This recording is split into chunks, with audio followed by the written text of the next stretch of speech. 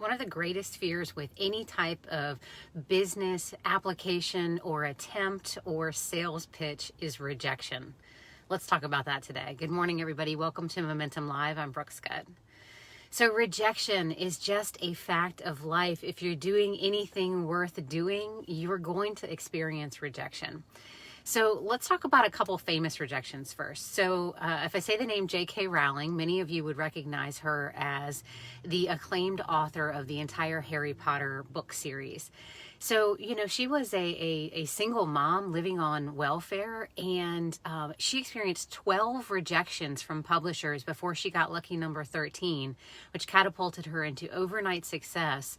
And I think her net worth is, they say, somewhere between $650 million and $1.2 billion, just depending on what poll you're looking at. But, 12 rejections before a yes. Another famous, rejections in the same author vein is going to be Stephen King. Stephen King's first book, Carrie, received 30 rejections before it was published, to which he went on to write 61-ish novels, of which 34 of them became, famous acclaimed movies as well. So, rejection is just a part of doing something successful. And here are 4 ways to handle professional rejection. The first and foremost thing is that don't take it personal. Rejection isn't about, a person rejecting you as a person, but oftentimes we allow our rejection to really impact our self-value. Don't allow it to devalue you as a person. It's just, could be bad timing. It could be that they don't recognize your value at this point. It doesn't mean that you don't have the value. The second thing is be persistent.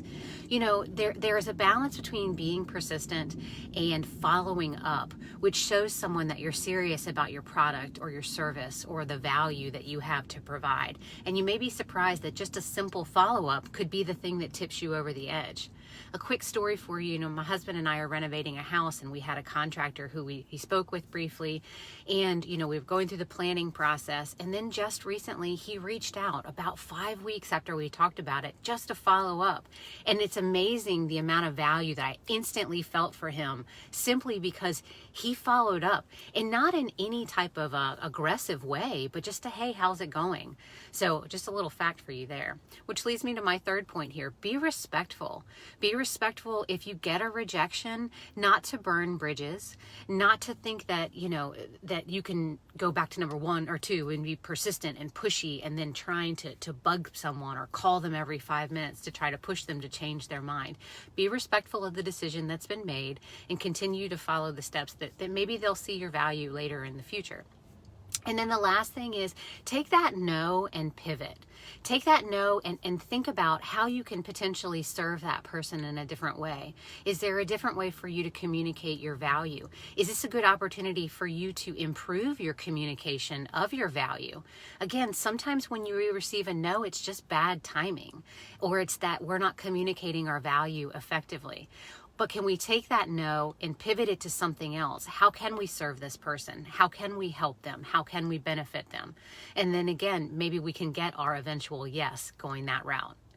So again, rejection is just something that we have to face in life, in business, personal relationships, professional relationships.